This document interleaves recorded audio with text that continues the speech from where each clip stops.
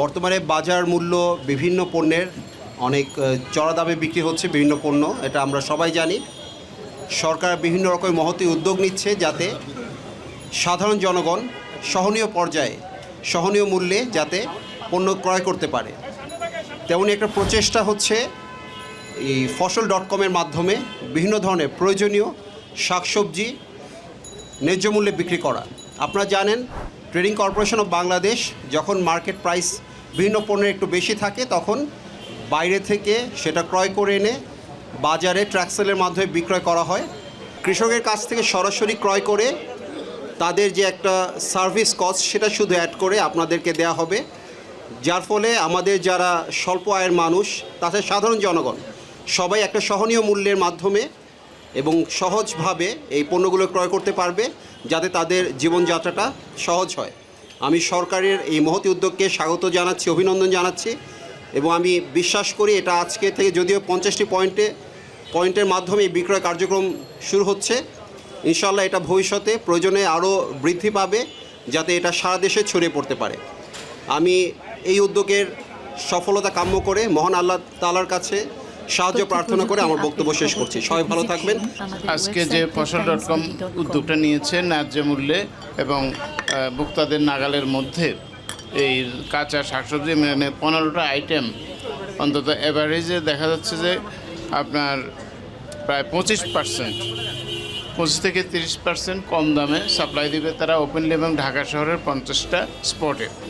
আমরা মনে করি বর্তমান সময়ে কতগুলো যে প্রেক্ষাপট, প্রাকৃতিক দুর্যোগ এবং একই সময়ের মধ্যে যে পলিটিক্যাল চেঞ্জ তার সাথে সঙ্গতি রেখে যেই একটা টোটাল ক্রাইসিস হয়েছে সেটাকে আমাদের এই প্রপোজড রেটটা অনেক সহায়তা করবে এবং বিশেষ করে ঢাকা শহরের যে চাহিদা সেই চাহিদাকে ফুলফিল করতে কিছুটা সহায়তা করবে। আমাদের আবেদন থাকবে তাদের কাছে এই সংখ্যাটা আরও বাড়িয়ে যাতে আমাদের ভোক্তাদের তথা নাগরিকদের নাগালের মধ্যে আনা হয়। এই উদ্যোগে আমাদের সমস্ত সমর্থন থাকবে। প্রয়োজনীয় ক্ষেত্রে আমাদের যে ম্যান্ডেট আছে, আইনি ম্যান্ডেট, একদিকে হলো দ্রব্যমূল্য কমিয়ে আনার জন্য আমাদের অভিযান পরিচালনা এবং প্রয়োজনীয় ক্ষেত্রে বাধাগুলোকে দূর করার সবগুলো আমরা করতে প্রতিশ্রুতিবদ্ধ। আমরা এই উদ্যোগকে স্বাগত জানাই এবং এটা কন্টিনিউ থাক এই কামনা করি। ধন্যবাদ সবাইকে। আমাদের যে চ্যালেঞ্জ এবং আপনারা যারা মিডিয়ার এখানে কর্মীরা আছেন আপনারা জানেন যে আমাদের যে বাজার সিন্ডিকেট এবং আমার এই পাশে যে কাউরান বাজার এবং আমরা বারে বারে মিডিয়াতে বলেছি এখানে যে চাঁদাবাজি এগুলোই আসলে দ্রব্যমূল্য বৃদ্ধির 30% কারণ হলো আমাদের এই পথে পথে চাঁদাবাজি এবং বাজার সিন্ডিকেট। আমরা এর আগে বহুবার বলেছি যে কাউরান বাজারে যে পটলটা 30 টাকায় নামে সেই উত্তরের ওই গেট দিয়ে এবং এই রাস্তা দিয়ে যখন বের হয় সেটি 70 টাকা হয়ে যায়, শান্তিনগরে গিয়ে সেটি 80-100 টাকা হয়ে যায়। আমরা চেষ্টা করেছিলাম এই বাজার সিন্ডিকেট ভাঙার এবং সেখানে যেটা দেখা যাচ্ছে এখানে লক্ষ লক্ষ জড়িত, সেই জায়গাটায় অনেক চ্যালেঞ্জ ছিল এবং এই চ্যালেঞ্জের ফলে আমরা আপনাদের মনে আছে পার তরমুজ কেজিতে বিক্রি হচ্ছিল, একটা কেজি হলো 80 টাকা করে, 10 কেজি হলো 800 টাকা হয়ে যায়। অথচ সেই কুয়াকাটায় যেখান থেকে তরমুজটা আসে সেটি 70 থেকে 80 টাকার তরমুজ, সেটি সর্বোচ্চ 100 থেকে 150 টাকা হতে পারে। তাহলে এই বাজার সিন্ডিকেট জন্য কিন্তু এক এক সময় এক এক রকম কাহিনী হয় এবং আপনারা জানেন যে গত রাতে ভোক্তার ডিজি মহোদয়কে ধন্যবাদ জানাচ্ছি, উনি রাত 3টার সময় কাপ্তান বাজারে 12 টাকা দরের যে ডিম বিক্রির কার্যক্রম উনি হাতে নিয়েছেন। তা আমরা এইভাবেই চাচ্ছি যে কৃষকরা যেটি বলা হচ্ছিল যে সমবায় পদ্ধতি, এটি তো এখনও আমরা তৈরি করতে পারিনি বাংলাদেশে। যে জায়গায় প্রান্তিক কৃষকরা সবচেয়ে যারা কম দামে যে উৎপাদন করার পরে তারা সবচেয়ে কম দাম পায়, আর আমরা যারা ভোক্তা সাধারণ আছি আমরা সবচেয়ে বেশি দামে এই জিনিসটা কিনতে হচ্ছে। মাঝখানে এই 4-5 হাত বদলের কারণে সেই ফড়িয়া, সেই আড়তদার, সেই পাইকারি এবং খুচরার প্রতিটা ধাপে ধাপে আপনার দ্বিগুণ 3 গুণ করে যখন এই সবজির দাম বেড়ে যায়, আমরা চেষ্টা করেছিলাম যে সমবায় ভিত্তিক এই বাজার বিপণন ব্যবস্থা করা যায় কিনা, কিন্তু সেটি এখনও সম্ভব হয়নি। আমি আশা করব আমাদের যে বিভাগ আছে সমবায় বিভাগ, তারা যদি কৃষককে সংগঠিত করে সেই কৃষকের মাঠের ফসলটা যদি ভোক্তাদের কাছে সরাসরি পৌঁছে দিতে পারতো তাহলে কিন্তু আমার এই বাজারের অস্থিরতা থাকতো না। সেখানে আমরা ফসল.comকে দিয়ে এর আগে তরমুজ বিক্রি, আবার ডিম বিক্রিরও আমরা কিছু কার্যক্রম এখানেই আমরা উদ্বোধন করেছিলাম। সেই দৃষ্টিকোণ থেকে আমাকে যখন আমাদের ফাইন্যান্স অ্যাডভাইজার এবং যিনি কমার্স অ্যাডভাইজার এবং কমার্স মিনিস্ট্রির সচিব মহোদয় ওনারা যখন রিকোয়েস্ট করলো, তখন আমি এই ফসল.com-এর সাথে যোগাযোগ করলাম এবং তাদেরকে আমরা কোনো সরকারিভাবে কোনো সহায়তা করছি না, আমরা শুধু তাদেরকে লজিস্টিক সাপোর্ট দিচ্ছি। সেই লজিস্টিক সাপোর্টটা কি, অর্থাৎ এইখানে 50টা ট্রাক আস্তে আস্তে এটি আগামী সপ্তাহে করবে এবং আমরা বলেছি এটি হয়তো সেকেন্ড উইকে গিয়ে 100 ট্রাকে উন্নীত করা। এই ট্রাকগুলো বিভিন্ন পয়েন্টে দাঁড়াবে। এখন সেখানে ওই বাজার সিন্ডিকেট তারা এটা কিন্তু বাধা সৃষ্টি করবে। আমরা ওই লজিস্টিক সাপোর্ট দিচ্ছি। আমরা মেট্রোপলিটন পুলিশ কমিশনারকে অনুরোধ জানাবো, আপনাদের প্রতিটি থানায় মহল্লায় ওনাদের এই ট্রাকের নিরাপত্তা দিতে হবে। কারণ হলো যারা এই বাজার অস্থির করে তারা অনেক শক্তিশালী, তারা কিন্তু তাদের বাধা সৃষ্টি করবে। কয়েকদিন আগে সারা দেশব্যাপী প্রায় 20টি মতো জেলায় বন্যার কারণে ফসলের ক্ষতি হয়েছে, মুরগি উৎপাদন ক্ষতিগ্রস্ত হয়েছে।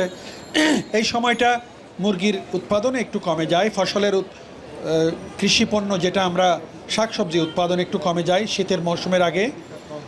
আমরা সেটা বিবেচনা করে আমরা কিন্তু বেশ কিছু পণ্যের আমদানি সহজতর করেছি, ডিউটি হ্রাস করেছি। আপনারা জানবেন যে ডিমের, আলুর, পেঁয়াজের, চিনির এবং কি তেলেরও আমরা মূল্য সমন্বয় যেটা বলি, মূল্য সরকারের কাছ থেকে ডিউটি কমিয়ে দিয়েছি যাতে এগুলো একটি যৌক্তিক মূল্যে, স্বাভাবিক মূল্যে মানুষ পেতে পারে। কৃষি ক্ষেত্রে আমাদের এই বড় একটি চাহিদা জনগণের, যে কৃষক 30 টাকা ফসল পাইকারের কাছে বিক্রি করে ঢাকায় আসলে কেন এটা 60 টাকা হবে, এটার মধ্যখানে কেন এই এত বড় একটা গ্যাপ থাকবে। সেই জন্য আমরা ইতিমধ্যে পথে পথে ছাঁদাবাজিটা বলতে গেলে আমরা প্রায় বন্ধ করেছি।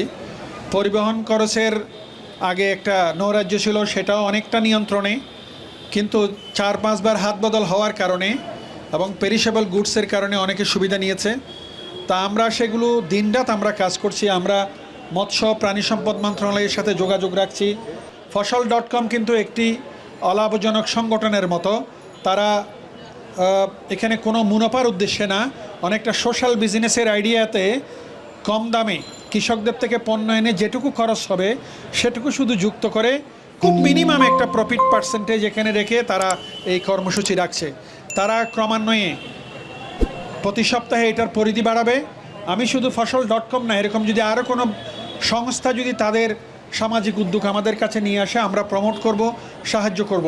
সেটা আমদানির ক্ষেত্রে হোক, পরিবহনের ক্ষেত্রে হোক, কোনো বাজারের ক্ষেত্রে হোক, আমরা সব ধরনের সহযোগিতা করব।